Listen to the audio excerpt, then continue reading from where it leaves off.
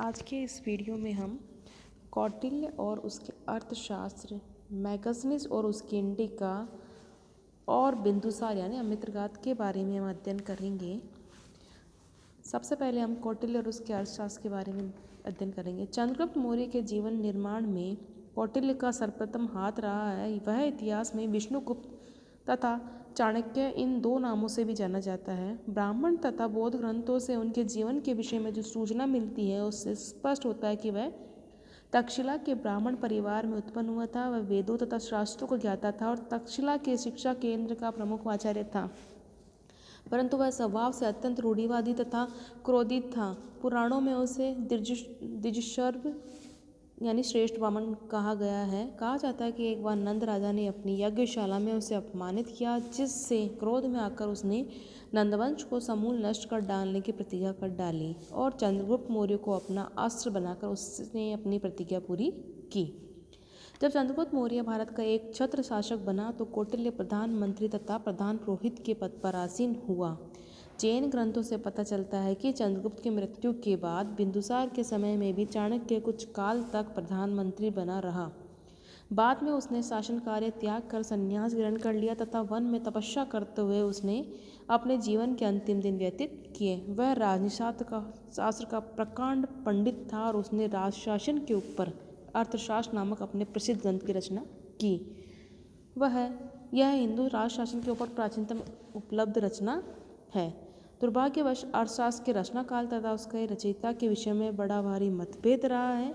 Jolly, किथ, Winternitz जैसे कुछ विद्वान इसे कौटिल्य की रचना नहीं मानते। इसके विपरीत श्याम शास्त्री, जेकोबी, स्मिथ, काशी प्रसाद जायसवाल आदि इस ग्रंथ को कौटिल्य की ही कृति मानते हैं। जो विद्वान अर्थशास्त्र को कौटिल्य की रचना स्वीकार नहीं करते, उनके प्रमुख मानना इस प्रकार है कि अर्थशास्त्र में मौर्य साम्राज्य तथा शासन तत्व का कोई उल्लेख नहीं मिलता, जबकि यूनानी साक्ष्य के ऊपर विस्तार से प्रकाश डालते हैं। यह नगर प्रशासन तथा सैनिक प्रशासन के परिषदों को कोई उल्लेख नहीं करता। इसमें विदेशी नागरिकों के आचरण तथा उनके देखरेख के लिए भी कोई नियम निर्धारित नहीं किए गए हैं। इस ग्रंथ में कौटिल्य के विचार अन्य पुरुष यानी इति कौटिल्य में व्यक्त किए गए हैं। यदि कौटिल्य स्वयं इस ग्रंथ का रचयिता होता तो इस प्रकार लिखने की कोई आवश्यकता नहीं थी। कौटिल्य के नाम का उल्लेख मैगनीज नहीं करता, जो चंद्रगुप्त के दरबार में रहा था। इस प्रकार उसकी ऐतिहासिकता ही संदिग्ध है। पतंजलि ने भी, जो मौर्य शासन से परिचित थे, उनका नाम उल्लेख नहीं किया है। यदि हम अगर इन तर्कों की समीक्षा करें तो इनमें कोई बल नहीं है। हम कौटिल्य की ऐतिहासिकता में अर्थशास्त्र की उसकी रचना के होने के पक्ष में निम्नलिखित जो है बातें कह सकते हैं। अर्थशास्त्र एक असांप्रदायिक रचना है जिसका मुख्य विषय सामान्य राज्य एवं उसके शासन तंत्र का विवरण प्रस्तुत करना है। इसमें चक्रवर्ती सम्राट का अधिकार क्षेत्र हिमालय से लेकर समुद्र तट तक बताया गया है, जो इस बात का सूचक है कि कौटिल्य विस्तृत समाज से परिचित था। दूसरा जो है अर्थशास्त्र मुख्यतः विभागीय अध्यक्षों का ही वर्णन करता है। नगर तथा सेना के परिषदों के स्वरूप का अशासकीय होने के कारण इसमें उल्लेख नहीं मिलता है। तीसरा, जो भारतीय लेखकों में अपने नाम का उल्लेख अन्य पुरुष में करने की प्रथा रही है, अतः यदि अर्थशास्त्र में कौटिल्य ने अपना उल्लेख अन्य पुरुषों में किया है तो इसका अर्थ यह नहीं कि वह स्वयं इस ग्रंथ का रचयिता नहीं था। मैगनीज का संपूर्ण विवरण हमें उपलब्ध नहीं होता है। संभव है कि कौटिल्य का उल्लेख उन अंशों में हुआ हो जो कि अपर्याय है। पतंजलि ने बिंदुसार और अशोक के नाम का भी उल्लेख नहीं किया, तो क्या इन दोनों को अनैतिहासिक माना जा सकता है? इनका उद्देश्य पढ़नी तथा कात्यायन के सूत्रों की व्याख्या करना था, न कि इतिहास लिखना। इस विवरण से हमें पता चलता है कि अर्थशास्त्र मौर्य काल की रचना है तथा इसमें चंद्रगुप्त के प्रधानमंत्री कौटिल्य के ही विचार स्वयं उसी के द्वारा प्रस्तुत किए गए हैं। कालांतर में अन्य लेखकों द्वारा इस ग्रंथ में कुछ प्रतिष्पाक जोड़ दिए गए, जिसमें मूल ग्रंथ का स्वरूप परिवर्तित सा हो गया। अतः मूल ग्रंथ को हम 4वीं शताब्दी ईसा पूर्व में रख सकते हैं। इस संबंध में एक महत्वपूर्ण बात यह है कि ग्रंथ के अंत में कहा गया है कि इसकी रचना उस व्यक्ति ने की है जिसके क्रोध के वशीभूत होकर शस्त्र शास्त्र तथा नंदराज के हाथ में गई हुई पृथ्वी का शीघ्र उद्धार किया। कौटिल्य द्वारा नंदों का विनाश एक ऐसी ऐतिहासिक परंपरा है जिसकी हम उपेक्षा नहीं कर सकते। अतः अर्थशास्त्र को उसकी रचना मानने में किसी प्रकार के संदेह की गुंजाइश नहीं है। अर्थशास्त्र में 15 अधिकरण तथा 180 प्रकरण है। इस ग्रंथ में उसके श्लोकों की संख्या 4000 बताई गई है। श्यामशास्त्री के अनुसार वर्तमान ग्रंथ में भी इतने ही श्लोक है। प्रथम अधिकरण में राजस्व संबंधी विविध विषयों का वर्णन है, द्वितीय में नागरिक प्रशासन, तृतीय चतुर्थ में अधिकरणों में दीवानी फौजदारी तथा व्यक्तिगत कानूनों का उल्लेख मिलता है, पंचम में सम्राट के सभासदों व अनुचरों के कर्तव्यों का वर्णन मिलता है। इस प्रकार जो अन्य में हमें जो है मौर्य काल के बारे में विशेष जानकारी उपलब्ध होती है। अब हम मैगसनीस और उसकी इंडिका के बारे में अध्ययन करेंगे। मैगसनीस सेल्यूकड निकेटर द्वारा चंद्रगुप्त मौर्य के राज्यसभा में भेजा गया यूनानी राजदूत था। इसके पूर्व वह आर्कोसिया के क्षत्रप के दरबार में सेल्यूकस का राजदूत रह चुका था। संभवतः वह ईसा पूर्व 304 से 399 के बीच किसी समय जो है पाटलिपुत्र की सभा में उपस्थित हुआ था। मैगसनीस ने बहुत समय तक मौर्य दरबार में निवास किया। भारत में रहकर उसने जो कुछ भी देखा सुना उसे उसने इंडिका नामक अपनी पुस्तक में लिपिबद्ध किया। दुर्भाग्यवश वह ग्रंथ अपने मूल रूप में आज उपलब्ध नहीं है, तथापि उसके अंश उद्धरण रूप में बाद के अनेक यूनानी रोमीय लेखकों जैसे एरियन, स्ट्रैबो, प्लिनी की रचनाओं में मिलते हैं।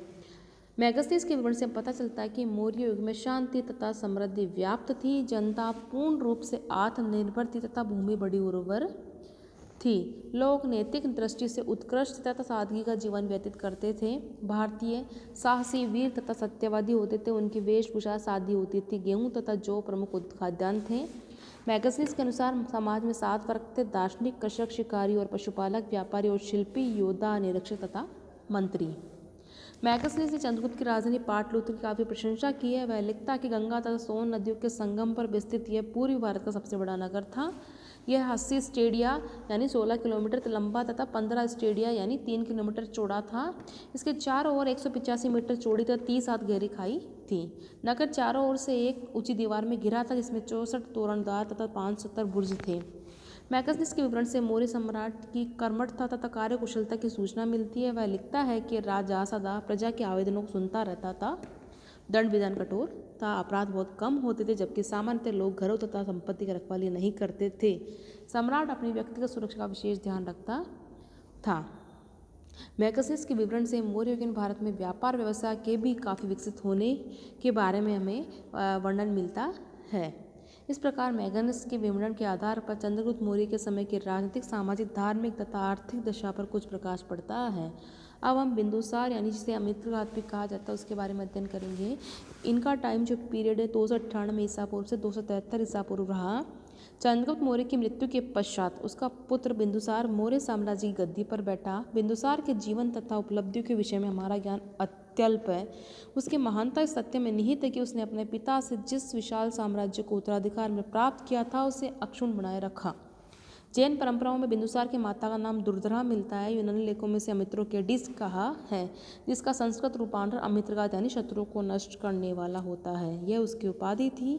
जैन ग्रंथ उसे सिंहासन कहते हैं। इन उपाधियों से स्पष्ट है कि वह कोई दुर्बल अथवा विलासी शासक नहीं था, परंतु अपनी किन विजयों के उपलक्ष्य में उसने इन उपाधियों को ग्रहण किया था, निश्चित रूप से ज्ञात नहीं है।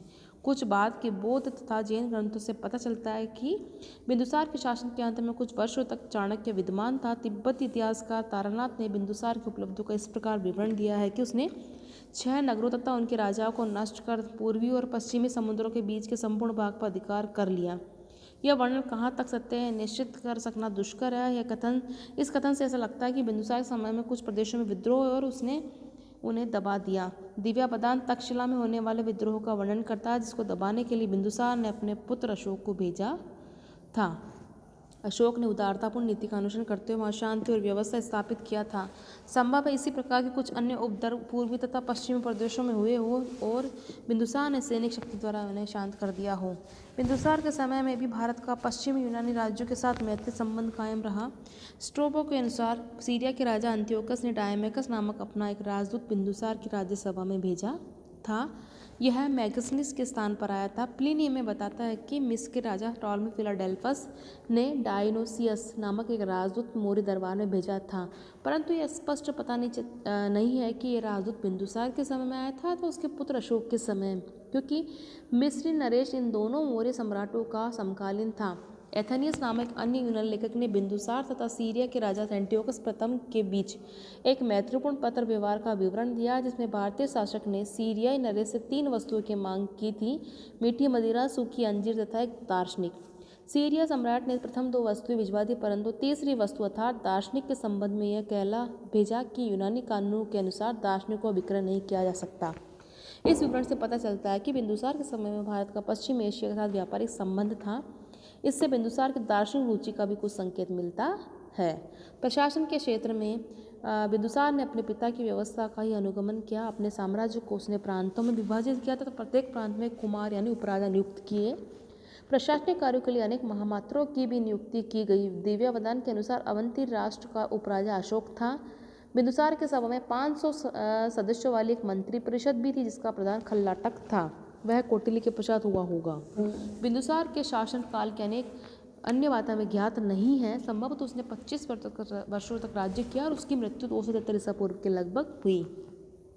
थेरावाद परंपरा के अनुसार बिंदुसार ब्राह्मण धर्म का अनुयायी था। दिव्यवदान से पता चलता है कि उसके राज्य सभा में आजीव का संप्रदाय ज्योतिषी निवास करता